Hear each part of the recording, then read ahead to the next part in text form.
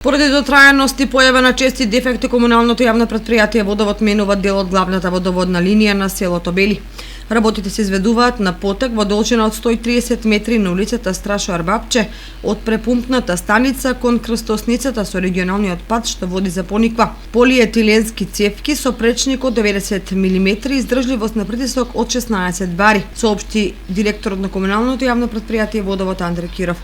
Според Киров, во приоритетните места каде што се планира интервенции на водоводните линии спаѓаат и селата Тркање, Грдовци и Привачево, а во Кочани водоводната линија на улицата Охридска.